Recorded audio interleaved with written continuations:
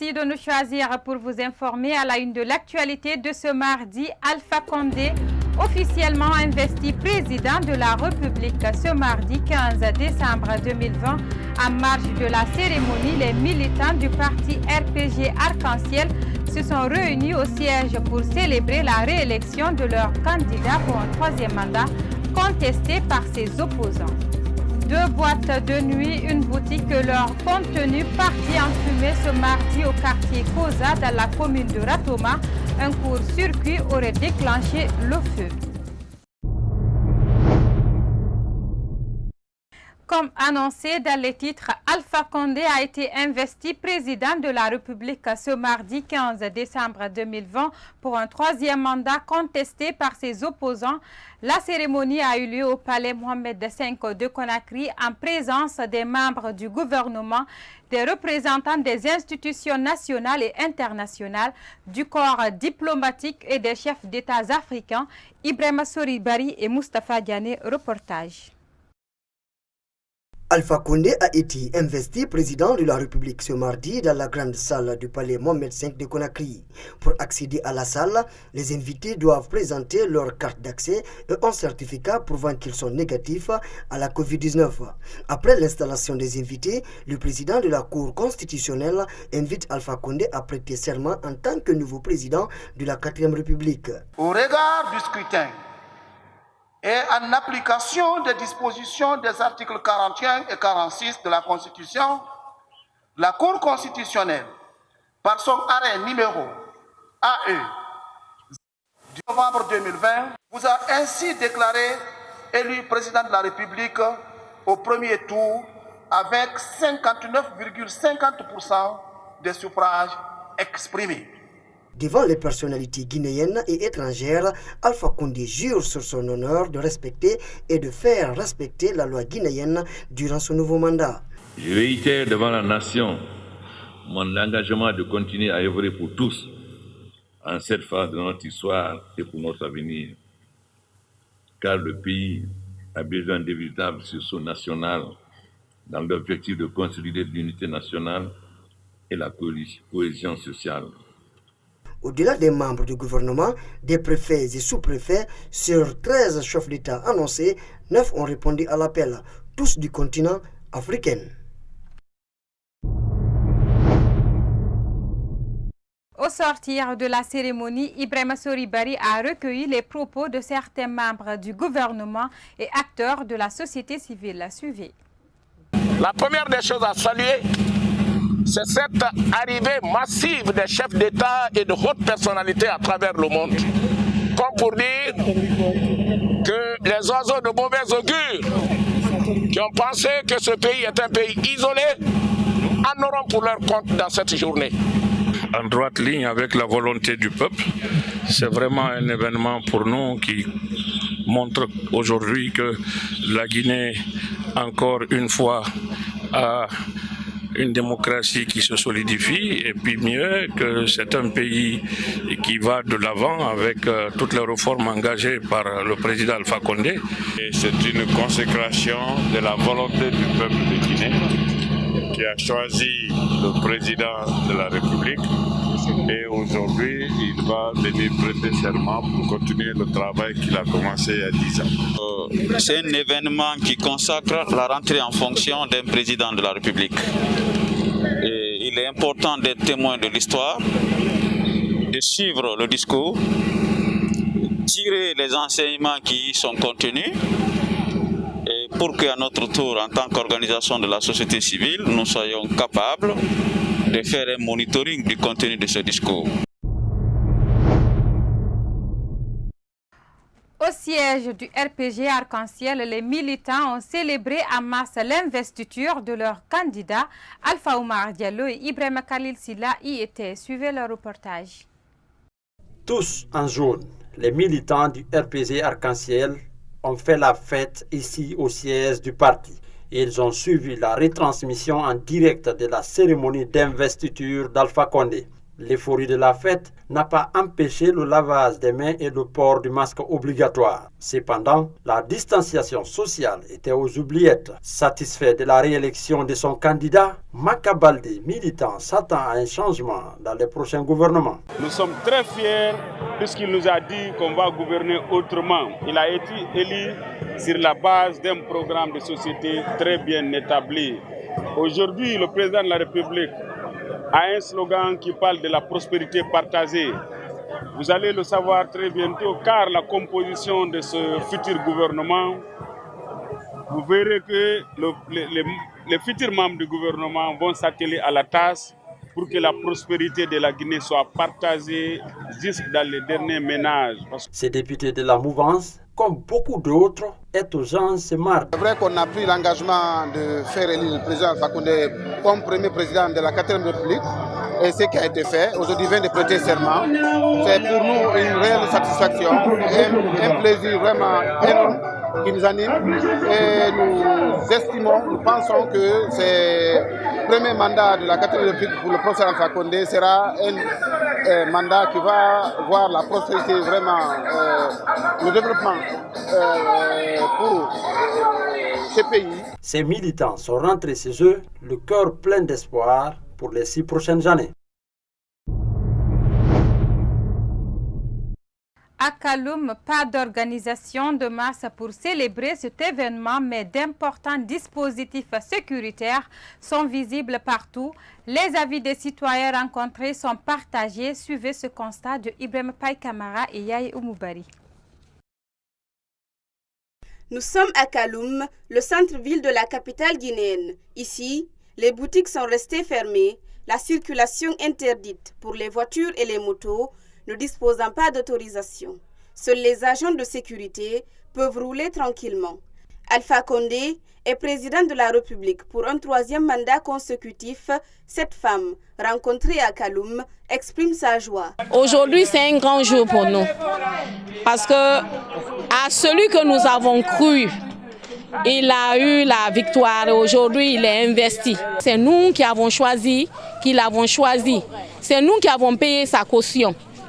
Donc, on est tenu obligé de venir voir ce qui se passe. Cet autre citoyen, quant à lui, se dit déçu de la gestion des 10 dernières années d'Alpha Condé. En tout cas, moi personnellement, je suis déçu par un père Diaspo. En tant que Diaspo, il devait nous envoyer l'innovation, comprenez, l'emploi des jeunes à tout genre, parce que la jeunesse guinéenne est en train de souffrir. Ce chroniqueur religieux interpelle le nouveau chef de l'État à plus de responsabilités pour sa gestion prochaine. En tant que religieux, moi je recommande au chef de l'État de respecter la loi guinéenne, car personne n'est au-dessus de la loi. Alpha Condé dirigera les destinées de la Guinée pour les 6 prochaines années.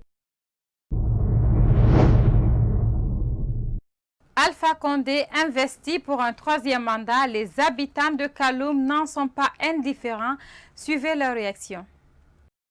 C'est une journée mémoriale parce que la Guinée s'inscrit dans une autre phase de l'histoire de notre pays, puisque c'est la 4e République pour un premier mandat.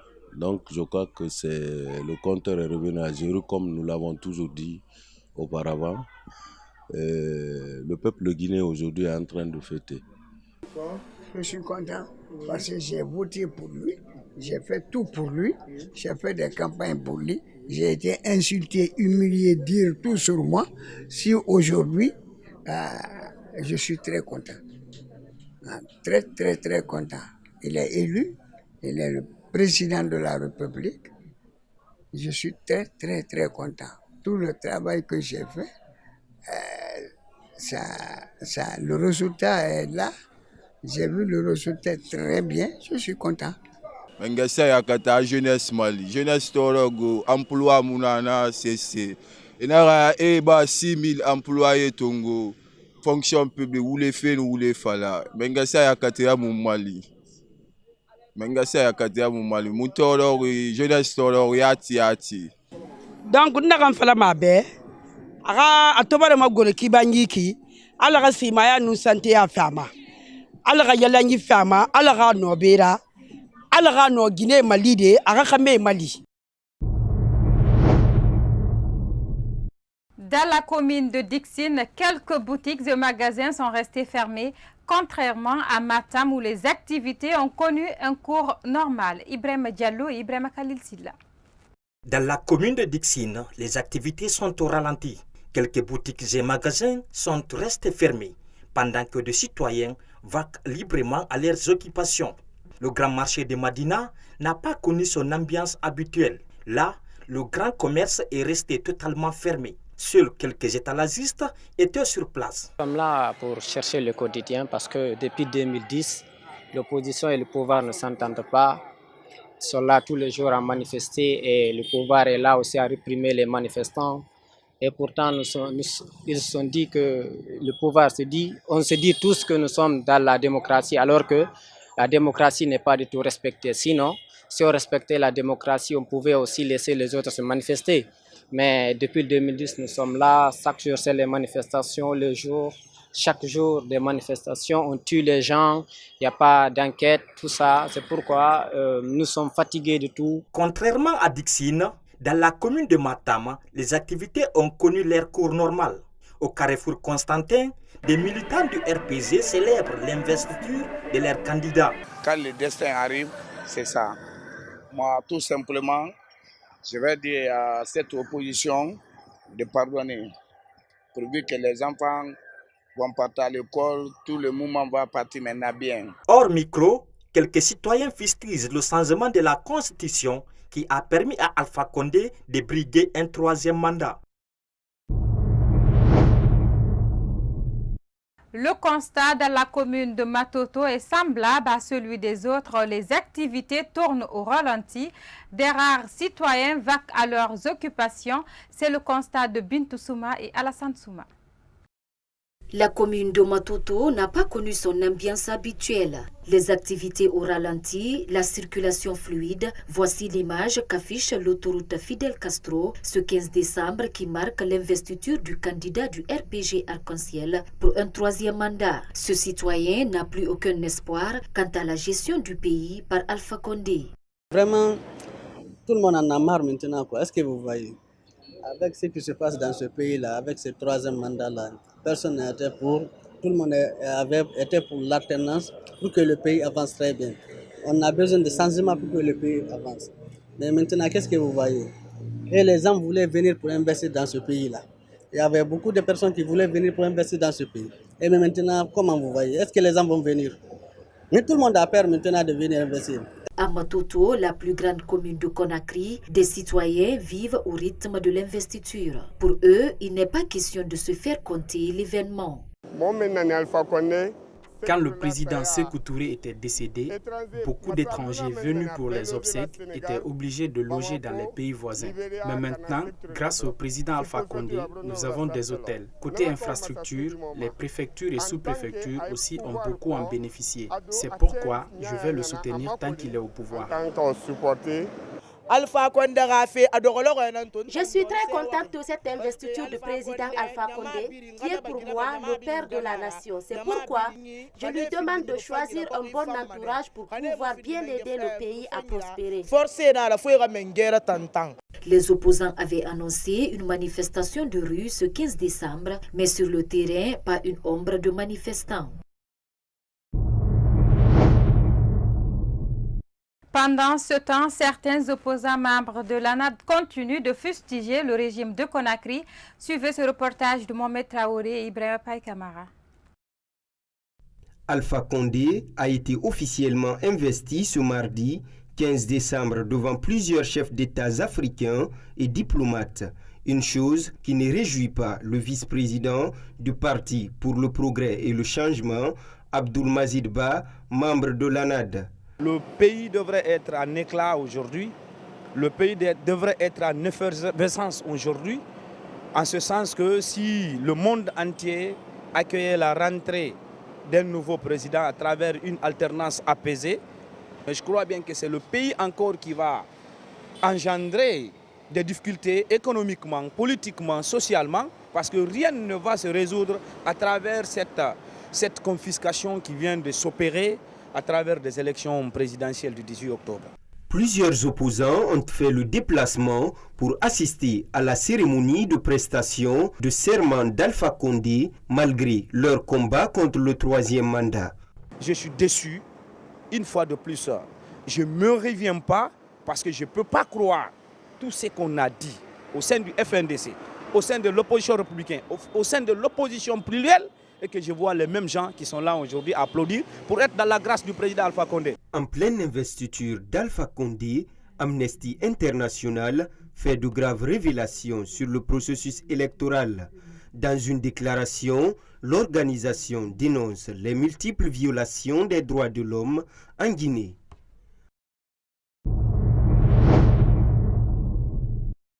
À la veille de l'investiture d'Alpha Condé, l'ambassadeur des États-Unis et le Premier ministre du Royaume-Uni ont alerté les autorités guinéennes sur le respect des droits humains. Le jour de cette cérémonie, ces sorties ont été saluées en Guinée par des leaders politiques et activistes de la société civile. Un reportage Kadiatou Bari et Ibrahima Paye Kamara. Les États-Unis demandent aux leaders politiques de construire une société démocratique respectueuse des droits de l'homme. Cette adresse de la première puissance mondiale ne laisse pas indifférent le président du parti Guinée moderne. C'est un message responsable et ça démontre aussi toujours que nos partenaires au développement et les partenaires occidentaux sont soucieux du processus électoral en Guinée. Et ça montre aussi qu'ils ne sont pas convaincus que ce processus a été fait dans l'art, en respectant le processus de démocratie, d'un processus qui est transparent, qui est libre et qui est équitable. Au nom de la démocratie et pour favoriser un 3e mandat, nous avons plus de 300 personnes qui sont mortes en Guinée. Cet analyste interpelle les autorités sur le respect des droits de l'homme. Et cela prouve en suffisance que la Guinée est en dérive par rapport à la violation des droits de l'homme et des citoyens. Donc, vu le regard des institutions internationales, des autres pays, de l'opinion internationale, la communauté internationale, il est question d'interpeller les autorités guinéennes à plus de respect des droits de l'homme. Par ailleurs, ses partenaires au développement invitent les leaders guinéens à construire une société plus démocratique.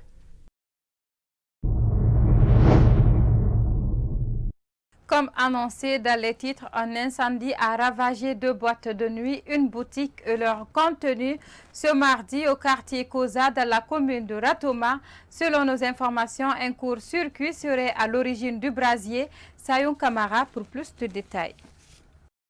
C'est aux environs de 6 heures du matin que le feu s'est déclaré dans cette boîte de nuit alors que l'un des employés assurait le service de nettoyage.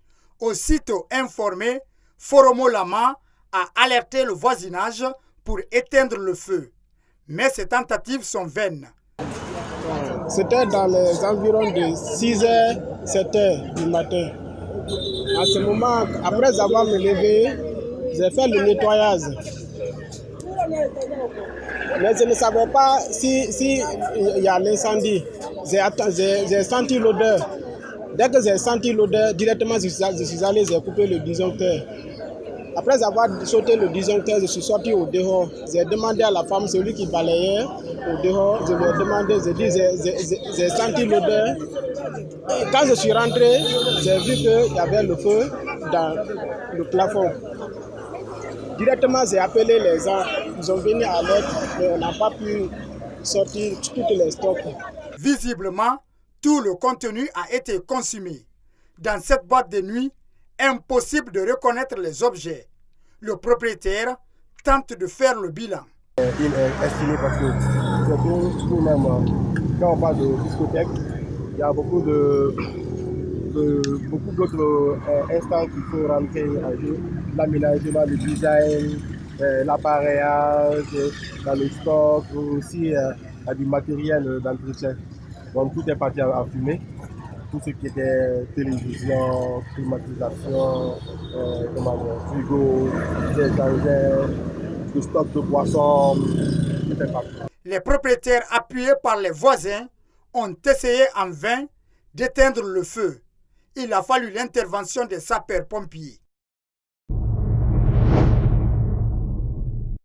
Voilà, ainsi prend fin cette édition d'information. Merci à tous de l'avoir suivi et bonne suite de programme à notre compagnie.